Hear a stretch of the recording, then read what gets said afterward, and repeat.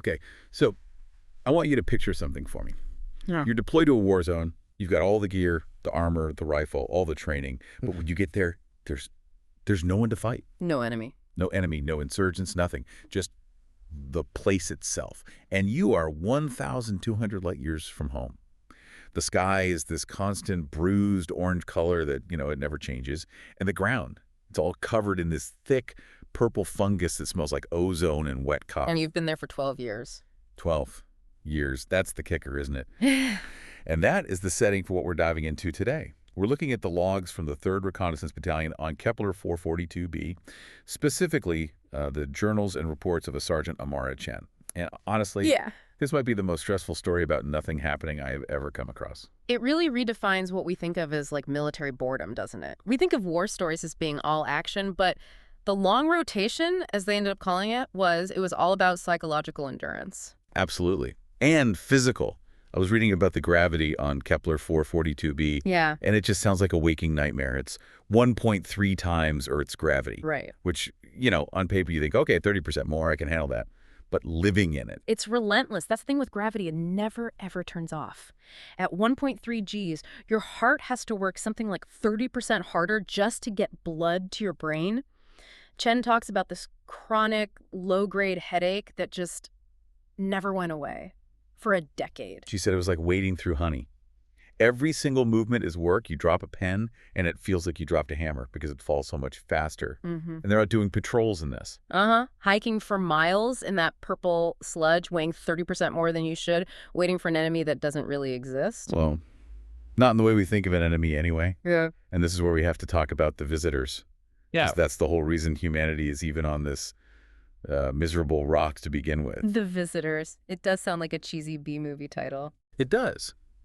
But the reality in these logs is so much stranger. These aren't, little green men. They don't even seem to be biological at all. Chen calls them luminous distortions. The phrase that stuck with me from the official reports was non-baryonic phasic entities. But yeah, Chen's description is better. She said they were like shadows casting light. Which is just terrifying. Imagine you're on patrol, the gravity is crushing you, and all of a sudden this shimmering column of light just phases right through a giant boulder. Not over it, through it, like the rock isn't even there. And that was the central mystery. You have these things that just ignore matter. Walls, armor, people, they just walk right through them. So for the first few years, the soldiers treated them like a weather phenomenon. Yeah, you don't fight a thunderstorm, you just try to avoid it. Exactly. Except thunderstorms don't kill people with cellular disruption. That's the really dark part of all this. Over 12 years, they lost 14 soldiers. And the way they died, it's not violent, not in the way we'd recognize. It's almost clinical. Yeah, it is. It's morbidly fascinating. When a visitor passes through a person, there's no impact. You don't get pushed over. Your body just stops. The electrical signals in your nervous system, gone.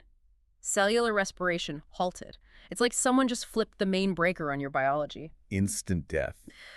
Or, if you're lucky and they just kind of graze you, you get that feeling Chen writes about, the deep cold. Like all the warmth, all the energy in your body is just being vacuumed out into nothing. Which creates this incredible, constant tension. The soldiers are told to observe and document. Command on Earth thinks this is about colonialism.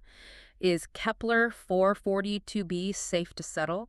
So they treat the visitors like a natural hazard to be mapped out. It's like saying don't stand in the lava, but you can see lava. You can't predict where a visitor is going to just pop into existence. And this is where Sergeant Chen really becomes the protagonist. She's not just a grunt. She's an engineer by training. Right. So she starts seeing patterns where everyone else just sees randomness and chaos. And she's writing back and forth with her old professor, Dr. Sarah Martinez.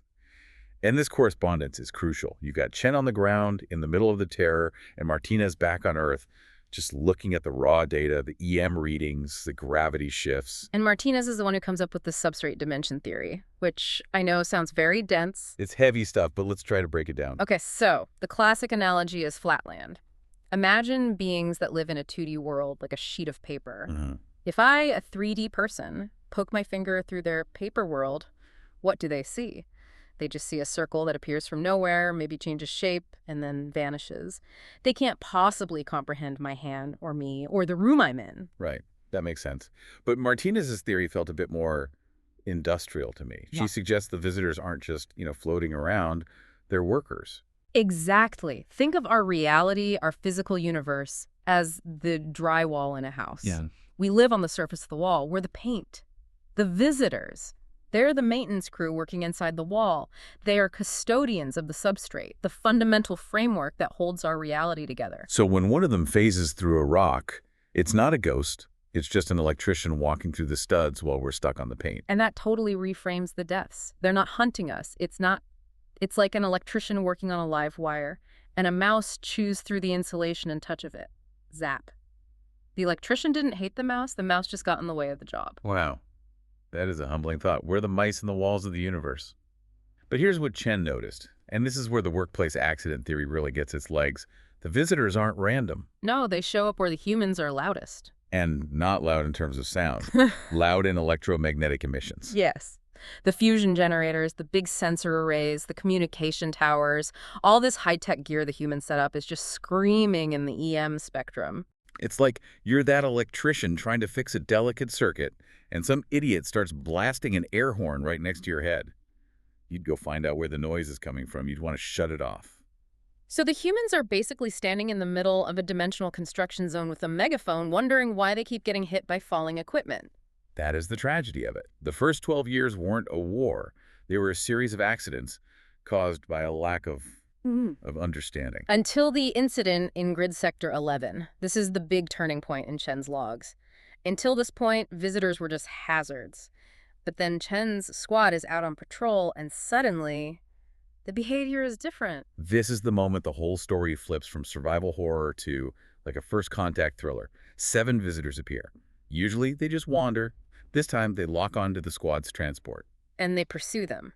Chen describes it as a tactical pursuit. The transport is doing maybe 50 kilometers per hour over this rough terrain, and these columns of light are keeping pace. And they're not just chasing, they're flanking. They perform a pincer maneuver. That's not a random, natural event. Tornadoes do not use flanking maneuvers. That implies intelligence. It implies intent. A goal. And the fear in that log entry. Yeah. You can feel it. They're trapped. The vehicle is surrounded by things that can kill you at a touch. And then one of the visitors phases through the armor of the transport. Right into the vehicle. This is the critical moment. The soldiers are bracing to die. But it doesn't go for them. The visitor bypasses the crew compartment completely. It moves to the rear of the vehicle where the big sensor suite is and just disintegrates it. It surgically removes the loud thing. It turned off the noise. It destroyed the EM emitter, the air horn. But it left the people inside totally unharmed. Well, unharmed is a bit of a stretch. The logs say they were all sick from the energy drain, but they were alive. Alive, yes. But the point is, it was a precision strike.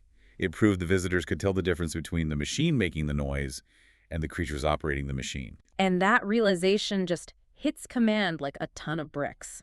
They aren't dealing with a weird weather pattern. They're dealing with an intelligent force. And once you know something is intelligent, you have to stop running and try to talk to it. Which brings us to Dr. Pavel Cherenkov. The xenolinguist. I just love that they flew this guy 1,200 light years, basically, to do math problems in a field. It's the only common ground, right?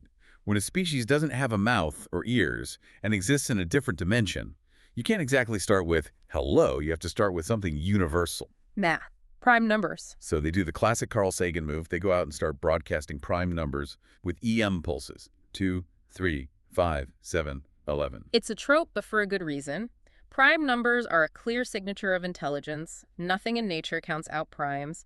It's a way of shouting into the void, I am a mind. I am doing this on purpose. And it works. This is my favorite part of the whole story. A visitor shows up, but it doesn't attack. It stops at a very precise distance. It waits, and then it repeats the signal back to them, but with its own variations. That's the handshake. That's the moment the monster becomes a neighbor. But what happens next is what's really amazing. The visitors seem to realize that the humans are struggling. They realize we need help to talk to them. So they give them coordinates to Grid Sector 31. And when the team gets there, they find this thing they call the light tower. This structure is... It's just fascinating.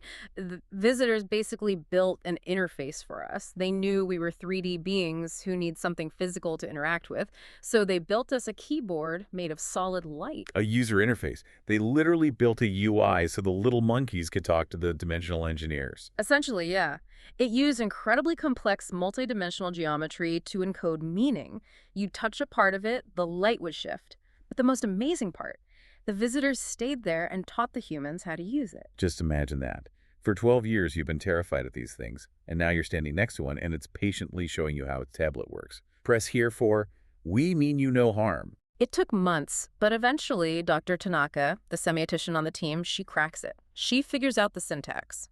And the first real message she decodes confirms Martinez's theory perfectly. The message was, "We are custodians. We maintain the integrity of this dimensional space. You are new. You disrupt. We adjust." You disrupt, we adjust. It's so stunningly bureaucratic, isn't it? It's not, we come in peace or surrender. It's, hi, could you please stop banging on the pipes? We're trying to work down here. It just completely reframes everything. The 14 deaths, the attacks, it was all just friction. We're accidentally breaking the universe and they were trying to fix it. Our biology was just too fragile to be near the repairs. And that leads to humanity's first treaty with an alien intelligence. And when you read it, it's basically a cosmic noise ordinance. The humans agree to put mufflers on their tech and stay out of certain maintenance zones. And in return, the visitors agree to share their work schedule so people don't get in the way. And just like that, the war that never was is over. The military fortress becomes a diplomatic embassy. It really just underscores the danger of assuming everything is about us. We assumed they were monsters. We assumed they were attacking us. But we were just a footnote in their daily work. And speaking of that, let's circle back to Amara Chen. By the time the treaty is signed, she's been on that planet for 15 years. Most people would have been on the first ship home. Oh, absolutely. Right. But she stays. Yeah. She transitions from Sergeant Chen to civilian liaison Chen. Why do you think she did that?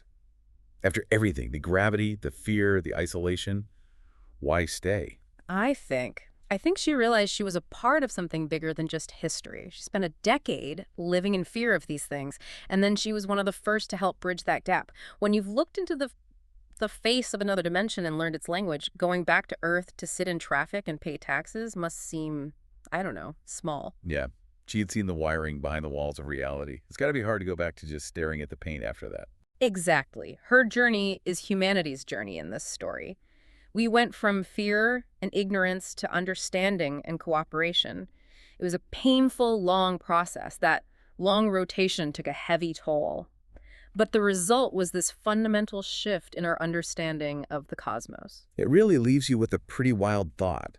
The universe isn't just empty space and random chance. It's a maintained system. There are custodians. And if we can find common ground with beings that exist in a different dimension and communicate using pure geometry, it really makes our own failures to communicate with each other right here on Earth look pretty pathetic, doesn't it? That's the real takeaway, I think. If we can learn to talk to the dimensional maintenance crew, we should probably be able to talk to our neighbors. We really have no excuse. Well, on that humbling note, that's the story of the long rotation. From abject terror to a handshake across dimensions. A good reminder that even in the strangest corners of the universe, if you just listen, you might find someone trying to talk back. Thanks for diving in with us. Keep your sensors on, and we'll catch you on the next one.